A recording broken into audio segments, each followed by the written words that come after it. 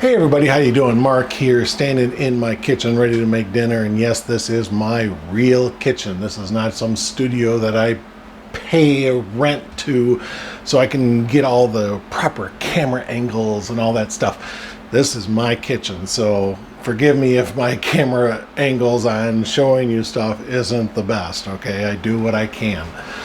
Anyway, tonight what we are going to do, actually, you know what? My hands kind of hurt. I got back from my motorcycle camping trip not long ago, and after that trip, my brake pads on my truck started going out, so I had to replace my brake pads. All four tires, got new brakes all around. While I was at it, I figured I would also change the oil filter, change the air filter. And since I was messing around with the brakes, I also gave my truck some new clean brake fluid. So I'm feeling good about the truck. The last 2 days, I've been taking Missy up to the dog park, and I've been working a couple of hours on each of those days, you know, using a shovel and pulling weeds and stuff like that. So yeah, my fingers are just really sore, and you can probably see a couple little bumps and scrapes, and even on that finger there, I got a little bit of a bruise on the knuckle or on the nail. Nothing to worry about though, but I'm hungry today. I want to eat. All right, so today we are going to make bangers and mash. Okay, now this is a British dish, and it's basically sausage and mashed potatoes and a wonderful little onion gravy. And yeah, we're going to make this completely from scratch. I was going to use like a pre-made onion gravy packet and stuff like that. It's like, I really don't want to do that. I will do that eventually, just to kind of show what it would be like to use a prefabbed instant onion gravy mix, maybe some instant mashed potatoes. You know, it can be done. It's not going to be super great, but I don't want to do that today. I want real wholesome, you know, stick to your ribs, bangers and mash, and that's what we're going to do today. I've got, I think, everything out on the counter that I need. I'm kind of throwing this together real quick because I've been so busy lately that I might have forgotten a couple of things. So let me show you what I got on the counter. All right, to start with, I got a little bit of veggie oil here. Use whatever you like. Don't use olive oils, okay? You don't want the little off flavors that it will give. Sausage. Get any sausage you like. You can get beer brats or whatever. I'm using Italian sausages just because that's what I picked up. I have 5 brats in this package, so I'm good to go there. I got 1 large onion. We're going to just slice that up. Got some minced garlic here. I need enough for about 2 cloves of garlic. I got a couple of tablespoons of flour just sitting in here. Got about 1.5 cups of a beef broth. Now we use this Herb Ox brand. It's got a no salt in it, no sodium at all.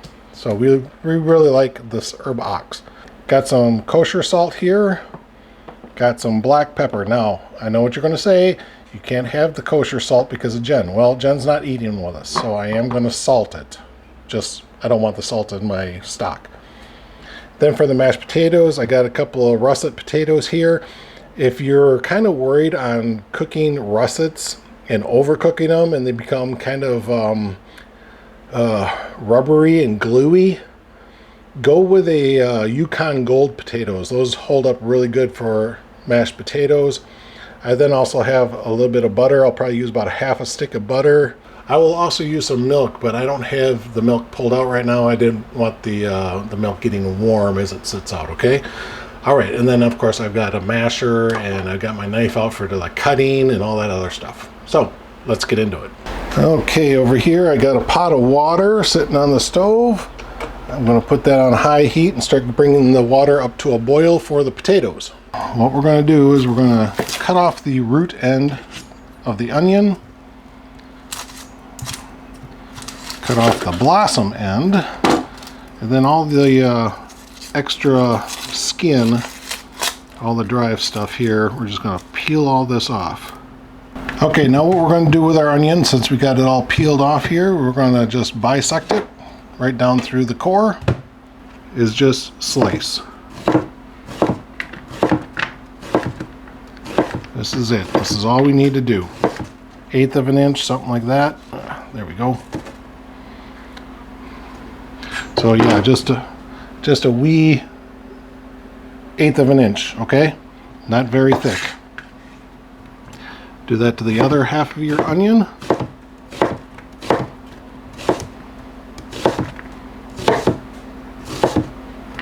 All right, these onions right now, I'm just gonna stick them on this paper plate and hold them for later.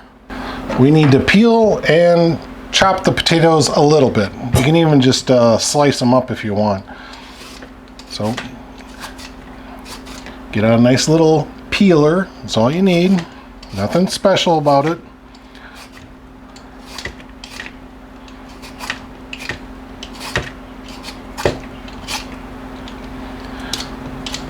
You don't have to get all the skin off, but to me, the better you do on your peeling, the better your potatoes will be.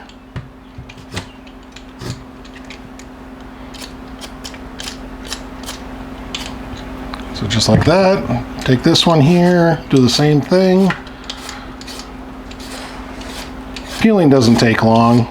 And as far as figuring out how many potatoes you need to cook off, depending on the size, these are actually pretty good sized potatoes. For this, I would say 1 potato per person. All right, I really only have 2 people eating tonight, me and my daughter Victoria. So yeah, I'm only doing 2 potatoes. All right, now all we're going to do is we're just going to cut this up a little bit. You could just slice it if you want. I'm going to go a little bit smaller than that. So just bisect it down, and that's probably a good inch right there in thickness. Just like that. And then we'll do the other one. Now, if you're not going to be able to use your potatoes right away and get them cooking right away, you might want to hold off on cutting them up, because if you cut them up too early, they will start turning brown. However, my water is almost up to a boil already, and our potatoes are ready to go. If you get this far and your water is not ready, just put these in the sink in a container with water in it. That will help the potatoes from browning, okay? All right, so like I said, my potatoes are all cut up. My pot here, as you can see, all the steam, so it's coming up to a boil.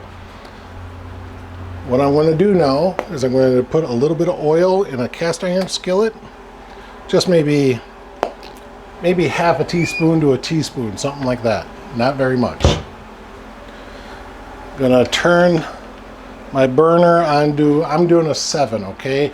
You can go a little bit hotter, a little bit colder, but I'm going to use a 7. Oh, and I also have this, it's a lid to some, one of our containers around here. We're going to have to pull out the sausages after they're cooked, so have a little something for the sausages to go on so you can finish up the gravy, all right? All right, the other thing I want to do is I'm going to add my 2 garlic cloves. To me, that's 2 teaspoons to my onions here, because they all go in at the same time. Just gonna move the oil around a little bit just to make sure that the whole bottom of the pot or the pan is coated. Okay, it looks like my water is coming up to a boil here, so I'm going to slide my potatoes in. It's probably going to take like maybe a tops of like 10 minutes to boil off those potatoes, and I've got a little spoon here so I can stir them every once in a while. Now, don't hard boil the potatoes, okay? Once you dump the potatoes in, stir them around a little bit, make sure that nothing's stuck together, and then probably drop your heat down to about an 8.5, okay? So that's what I'm going to do right now. So that way the major force of all that boiling doesn't shred the potatoes apart. All right, now My pan here is starting to smoke a little bit. That's exactly what I want. Gonna put in all my little brats. You know what? I'm going to turn that dial down a little bit more. It seems like a little hot. And it's actually kind of funny when you look up the history of bangers and mash, like you'd ever want to do that.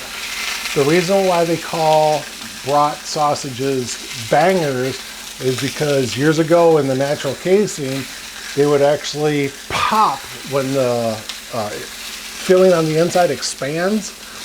It will pop the casing, and that was the bang to bangers and mash. Got it? Good.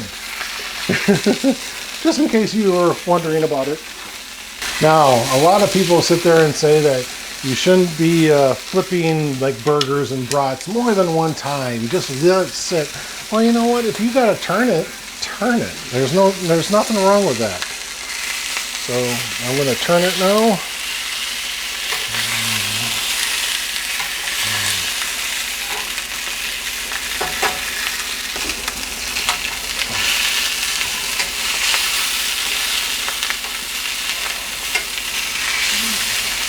I'm just trying to set them up on their side just to get a little more browning happening, not just on two sides, but try to get a little bit of browning on all four sides would be nice.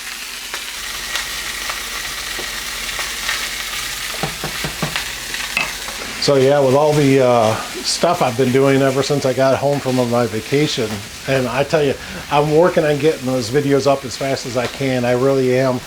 I've been having a little bit of problems. I had some camera issues when I was out on my camping trip, but I'm working with it. I really am. I've got at least 2 video files that seem to be corrupted, and I'm trying my damnedest to save that footage. We'll just have to wait and see what happens. All right. Give them another turn.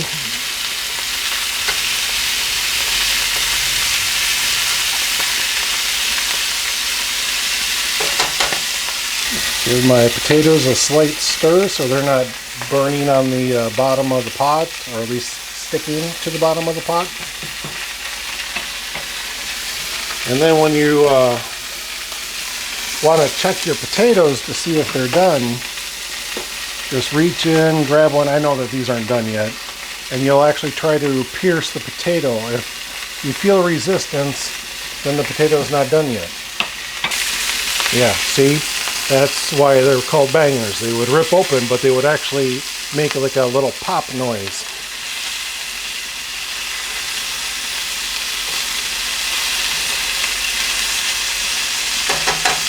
So these are just about done.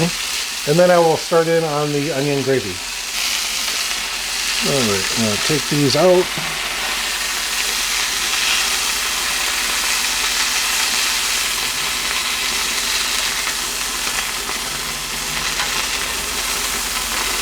Just like that, just set them aside. All right, now I'm going to take the onions and the garlic, dump it right in. And what we're doing is we're waiting for these onions to really start breaking down and getting translucent in color. All right, I'm going to let that sit. I'm going to pull up a potato here and see how they're doing. All right, take it. Yep, still not done yet. That's fine. All's good, okay? All is good. I tell you, garlic and onions, oh, that's got to be one of the great smells of the culinary world. All right, I'm going to start making the gravy now, okay? So I'm going to take my flour here. I'm going to toss that in. Kind of swish it around a little bit, let it try to soak up some of that oil that's been in the pan, some of the grease from the sausages. And we're just going to give it maybe a minute, maybe 2, to cook that raw flour flavor out of there. in essence, we're going to be making a roux. But we're doing it with the garlic and onions still in the pan, okay? All right, while I'm at it, I'm also going to add my salt. Just like maybe a pinch and a half. I also want to put in a few sprinklings of black pepper. And that's it. I mean, it's all to your taste, okay, guys? So don't sit there and yell at me that it was too salty or anything like that. Just do what you like. All right. Now you'll notice I did not pour all the broth in all at once. I'm pouring in just a little at a time. I don't want to clump my gravy.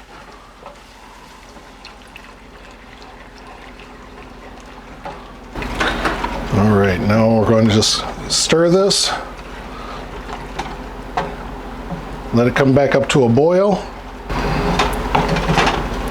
I want to check my taters. Reach in here and grab one. And look at that. Slid right through, so my potatoes are done. We're going to turn that off. Going to come over here, strain our water off of the potatoes.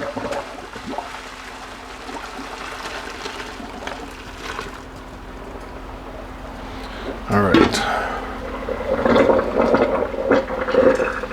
I'm going to put my potatoes right back in the pot. I am going to add that half stick of butter.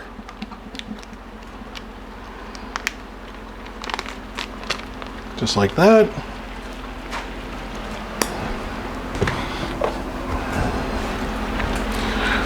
I'm going to bring this back over here. I'm going to give my gravy here a little stir. That looks good. Okay, now I'm going to drop my heat on my gravy. And then all my sausages I'm going to put right into the gravy. And they can simmer in there until I'm done with the potatoes. And all those juices, don't forget to add them back in, okay? Don't want to lose those flavors. Now I'm just going to mash this up a little bit. Okay, now I'm going to need that milk. Milk is another ingredient that it depends on how thin and thick you want your potatoes. I'm going to start with probably about 2 tablespoons. And actually that might have been too much. We'll see. No, maybe not. That might have been just enough. Like I said, I like my potatoes a little bit on the chunky side, so I don't want to mash it too much, okay? But look at that. There's my potatoes right there. Don't those look good? I have no seasoning to the potatoes. All my seasonings are in the gravy. I'm going to take them and roll them around a little bit. I want to make sure that those sausages are fully cooked. Now, for Southern people, doing this kind of cooking, this would be a smother, okay? If you would have Salisbury steaks or something like that you cooked off, this is the exact same thing that you would do to make a gravy for Salisbury steaks, okay? You would brown off your Salisbury steaks in the skillet, remove it, add your onions and garlic and your salt and pepper and stuff, add it to there, make a roux, add your stock to it, thicken it up a little bit, add the steaks back in, or even if your Salisbury steaks are already done, you just ladle over the gravy over the top. That's all you got to do. All right, so I'm just going to let this sit here and simmer just for a little bit, and then we'll come back and we'll dish up.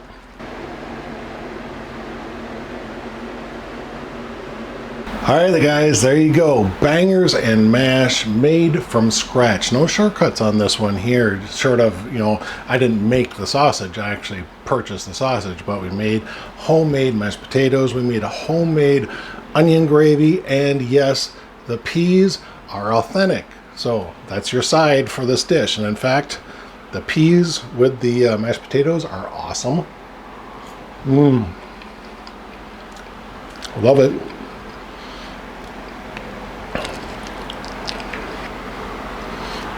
So a little bit of sausage, a little mashed potato, a little bit of the gravy.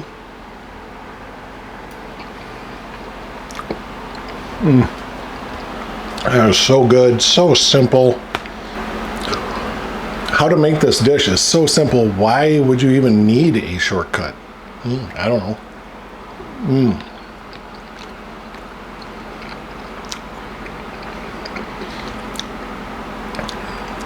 Try a little bit of the onion with the potatoes this time.